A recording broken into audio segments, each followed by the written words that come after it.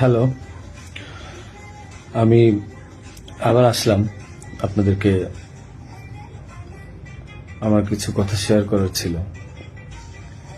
আমি ফেসবুকে ভিডিও দেওয়ার পর দেখলাম যে অনেকেই অনেক প্রশ্ন করছেন, নানা ধরনের মন্তব্য করছেন, আমার কথা হয়তো বিশ্বাস করছেন না।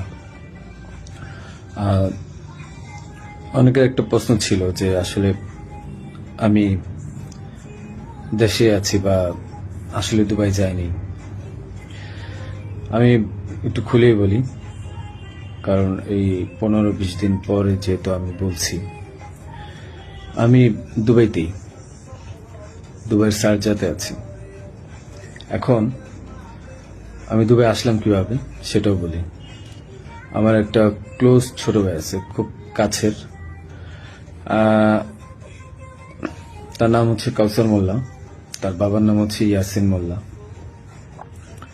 তো এই কাউসার মোল্লা আমার খুবই ভালো একটা ছোট ভাই, সে আমাকে সবসময় হেল্প করে। তার ওখানে আমি ছিলাম এক রাত ছিলাম, কারণ ওখানে থাকার পিছনে কারণ হচ্ছে মানে তার সাথে আবার আমাদের যে র্যাব 2 সেখানে খুবই ভালো সম্পর্ক। তার ওখানের একটা এএসআই আছে তুষার নাম, তার সাথে খুব ভালো সম্পর্ক থাকার কারণে সে কিন্তু প্রথম আমাকে ফোন দিয়ে জানায় যে ভাই এই ঝামেলা হয়েছে, আপনি জানতে পারছি, আপনি আমার বাসায় আসেন, এরপরে আমি আপনাকে দেশের বাইরে পাঠানোর ব্যবস্থা করব। তো আমি পরে বুঝতে পারিনি, পরে ফেসবুকে দেখলাম, দেখার পরে সে আমাকে লিঙ্ক দিল, দেখার পরে আমি তার ওখানে চলে যাই এবং এক রাত তার ওখানে ছিলাম। তার বাবা ইয়াসিন মোল্লা মোটামুটি পাওয়ারফুল লোক, আর টাকা পয়সা আছে অনেক। তো এই কাউসার যেহেতু র্যাবের সোর্স হিসেবে কাজ করে, তো সে আমাকে হেল্প করছে, অনেক হেল্প করছে, আমি ওখান থেকে চলে আসতে পারছি। আর এই কাউসারই কিন্তু আমাকে হাদির সাথে পরিচয় করে দিছিল। আমার কাজের জন্য কাউসার মোল্লা আমাকে হাদির সাথে পরিচয় করায় দেয়। আমি তার নামটা কেন বললাম, কারণ আমার তাকে সন্দেহ হয়েছে। সে আমাকে দেশ থেকে করছে, সেভ করছে, সবকিছু করছে। যেহেতু কাজটা আমি করি নাই, সে জানতো যে আমি কখন হাদির কাছে যাই, কি করি না করি, সবই জানতো। কারণ আমার কাজের জন্য আমি যাচ্ছিলাম, সে জানতো। যেহেতু সে আমাকে পরিচয় করেছে, তাকে আমি, সে নিজেকে এখন ওই নাহিদ সার্জিস, তারপর আপনার হাদি, এদের খুব ক্লোজ আমাকে বলছিল।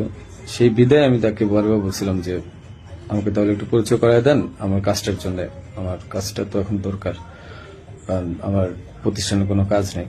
তো সে আমাকে পরিচয় করা দেয়, কিন্তু যখন সে, আমি জানি না, ওখান থেকে চলে আসার পর, বিদায় নিয়ে চলে আসার পর হাদি গুলি খাইছে এবং সে আমাকে আশ্রয় দিছে এবং সে আমাকে সেফ এক্সিট করে দিছে, আর সে র্যাবের সোর্স হিসেবে কাজ করছে। যখন এগুলো আমি মিলাইলাম, তখন আমার কাছে মনে হলো যে সে অনেক কিছু জানে। তাই আমি তার কথাই বললাম যে আপনারা একটু, আমি বাংলাদেশের পুলিশ প্রশাসনকে বলবো যে আপনারা একটু কাউসার মোল্লা আর তার বাবা ইয়াসিন মোল্লা, এই দুজনকে একটু জিজ্ঞাসাবাদ করবেন যে আসলে মূল ঘটনা কোথায়, আমাকে কেন, আমার মনে হচ্ছে তারা আমাকে ফাঁসাইছে। তো এটা গেল। তাদের সাথে জড়িত র্যাবের সোর্স হিসেবে সে কাজ করে, তাদের সাথে জড়িত র্যাব 2 এর তুষার নামে একজন এসআই আছে, আপনার তাকেও জিজ্ঞাসাবাদ করবেন। এখন আমি আরেকটা কথায় আসি। আপনারা বলছেন যে আমি কেন দেশ ছেড়ে চলে গেলাম। আরে ভাই, আমি তো মানুষ, আমি ব্যবসা করে খাওয়া ছেলে। দিন শেষে দেখা যাবে যে আমি দেশে থাকবো, আপনারা আমাকে মব করবেন। তো যেহেতু মবের যুগ চলতেছে এখন, 5ই আগস্টের পর থেকে আপনারা মবের একটা যুগ নিয়ে আসছেন, তো আমি কিভাবে মানে দেশ না ছেড়ে আসি? আর আমাকে তো কালচারই বলছে যে আপনি দেশ ছেড়ে চলে যান, আপনি দেশে থাকলে অনেক ঝামেলা হবে। তো আমি দেশ ছেড়ে চলে আসছি। পরবর্তী জানতে পারছি এই কাউসার র্যাবের সবার সাথে ঘুরে ঘুরে মানে মোটামুটি র্যাবকে ব্যস্ত রাখছে এবং আমার ফ্যামিলিকে সেই মোটামুটি ইনফরমেশন গুলো দিচ্ছে। তো আমি বারবার বলছি যে আপনারা কাউসারকে ধরেন। আমি শিওর এ আমাকে ফাঁসানোর পিছনে অনেক বড় হাত আছে এবং সে জানে যে কাজ কাদের। যেহেতু তার ব্যাকগ্রাউন্ড, আমার ছোট ভাই ভালো সম্পর্ক ছিল, তার ব্যাকগ্রাউন্ড কিন্তু ভালো ছিল না। একটা ভিডিও আমি শেয়ার করব, সে কিছুক্ষণ পরে আহ, তার তো আর্মস ছিল, এই ভিডিওটা আমি শেয়ার করব। এটা আহ, আমাকে একজন পাঠাইছে। ওকে, আচ্ছা, এখন আরেকটা প্রশ্ন আপনাদের উত্তর দিই। আমি প্রশ্নগুলো নোট করছি, একটু একটা মিনিট। আচ্ছা, আমার ব্যাংকের যে ট্রানজেকশন, হ্যাঁ, আমার ব্যাংকের যে ট্রানজেকশন আমি বলি, আমি সরকারি কাজ যেহেতু করি, আমার ব্যাংকের ট্রানজেকশন প্রতি বছর যে টার্নওভার, এই প্রতিটা টার্নওভারের ভ্যাট ট্যাক্স দেওয়া, আমি প্রুফ দেখাই আপনাদেরকে।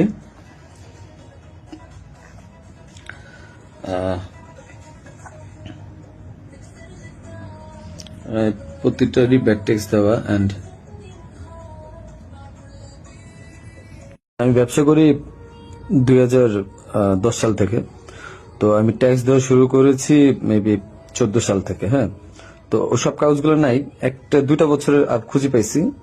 এই যে দেখেন, 2022 সালে আমার 21 লাখ টাকা ট্যাক্স দেওয়া ছিল, এবং 2023 সালে আমার 66 লাখ টাকা, এবং এই বছর কিন্তু আমি 9 লাখ টাকা, ব্যবসা এত ভালো ছিল না, 9 লাখ টাকা আমি ট্যাক্স দিয়েছি। ঠিক আছে, আপনাদের আরো কিছু প্রশ্নের উত্তর দিব আমি। যে আপনারা বলছেন যে আসলে হাদি টাকা নেয় না, হাদি অনেক ভালো মানুষ। আমার যে 65 লাখ টাকা আপনারা বলছেন বাজেয়াপ্ত করবেন, এই 65 লাখ টাকা আমার দুইটা আইটি কোম্পানি থেকে আমাকে দেওয়া হয়েছে, এবং এটা পে অর্ডারের মাধ্যমে দেওয়া হয়েছে। আপনারা এগুলা আপনাদের যেই সিআইডি আছে তাদেরকে বলেন খুঁজে বের করতে। এটা আমার কামাই করা টাকা, তাদের সাথে ব্যবসায়িক ডিল ছিল, বিদায় এই টাকা তা আমাকে দিছে। আর এখন ওই টাকাটা আমি এফডিআর করে দিছিলাম আমার বাবুর জন্য, আমার ওয়াইফের নামে। ওই টাকাটা আপনারা বাজেয়াপ্ত করতে যাচ্ছেন, করেন, সমস্যা নাই। হাদিকে আমি 5 লাখ টাকা দিয়েছি, তার প্রমাণ হচ্ছে হাদি যখন আমার কাছে টাকা চায়, ঠিক এই টাকার উপরে আমি 5 লাখ টাকা লোন নিয়েছি ব্যাংক থেকে। আমার কাছে যদি ভাই 127,218,কোটি টাকা থাকতো, তাহলে আমি কি লোন নিতে যেতাম? আমাকে খুব মিথ্যাভাবে ফাঁসানো হয়েছে। আমি এগুলোর সাথে জড়িত না, বাবা মা জড়িত না। ওখানে আপনি এনআরবিসিতে খবর নিবেন আপনারা, যে আমি 5 লাখ টাকা লোন নিয়েছি, এবং লোন নিয়ে এই টাকা আমি হাদিকে দিয়েছি। কারণ সে আমাকে বলছিল যে ইসের ছাড়া, মানে অ্যাডভান্স ছাড়া সে কাজ করতে পারবে না। আরেকটা কথা, আপনারা বলতেছেন যে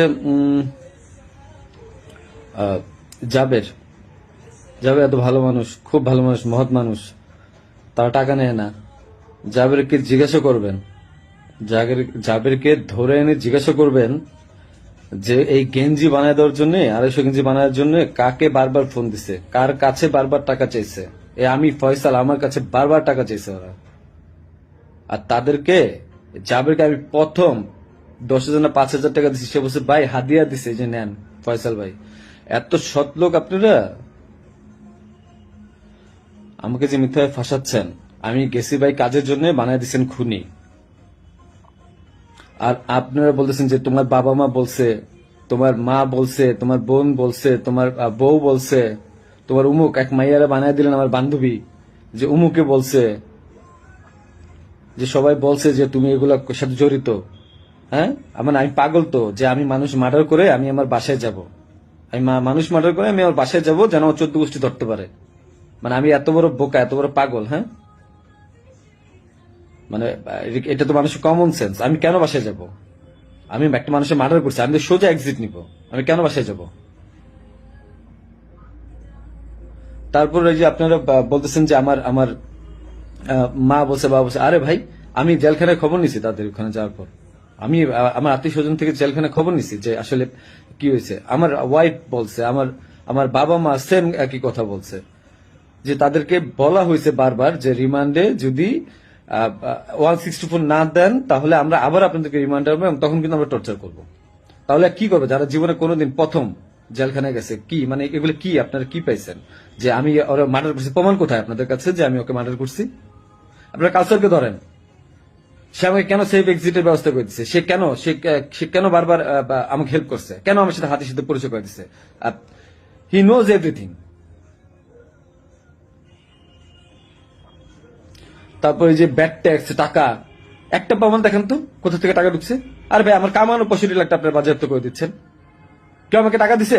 আমি ব্যবসা করে খাওয়াচ্ছিল। আপনারা বারবার আমি বলতেছি আপনাদেরকে যে এখানের সাথে আমি জড়িত না, একটা পর একটা মিথ্যা ব্লেম দিচ্ছেন, যে কমেন্টের পর কমেন্ট গালাগালি করতেছেন, যা মন চাই করতেছেন। আর ভাই আপনাদের বাপ মারে ধরলো তো আপনার বাপ মা কি বলবে? হ্যাঁ,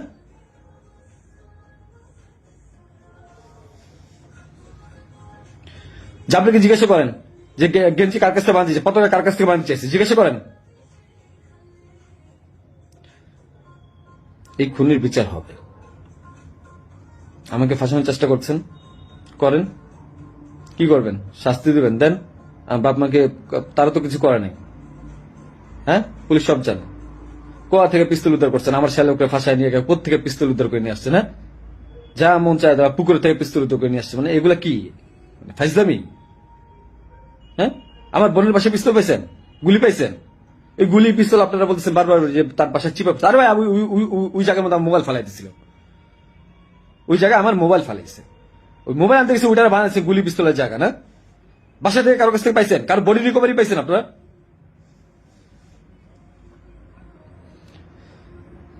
আপনি এদেরকে ধরেন, অনেক কিছু জানতে পারবেন। হাদির সাথে লাস্ট আমার একবার কথা হয়েছিল যে একটা বিষয় নিয়ে, যে ও মানে যখন যে সাদিক কামরে মেবি জামাত থেকে নিয়েছে, ও খুব আপসেট ছিল যেহেতু ও জামাতের প্রোডাক্ট। আমাকে বারবার বলতেছিল যে ভাই আমার খুব মনে হয় কষ্ট হয়ে যাবে। আমি ওরা বলছিলাম ফাইজলাম করে যে মির্জা আব্বাস ভাই তো খুবই ভালো মানুষ, ওনার কাছে যান, উনি আসলেই ভালো মানুষ। ভাই তো ভালো মানুষ, হাদি নিজেও বলছে যে মির্জা আব্বাস ভাইয়ের কাছে যান, উনি ভালো মানুষ, ওনার কাছ থেকে আপনি যা 2-4 কোটি টাকা নিয়ে আপনি নির্বাচনটা বাদ দিয়ে দেন। এটা আমি একবার ফাইজলাম করতেই বলছি। তো বলছে ভালো তো, ভাই যদি টাকা দেয় তাহলে তার নির্বাচন করা লাগবে না। তো হাদির মুখে শোনা মির্জা আব্বাস ভাই ভালো লোক মানুষ, মির্জা আব্বাসের মতো লোক এই কাজ করতে পারে না। যারা করতে পারে তাদেরকে জিজ্ঞাসা করেন। ফাইজলামের একটা সীমা থাকা উচিত।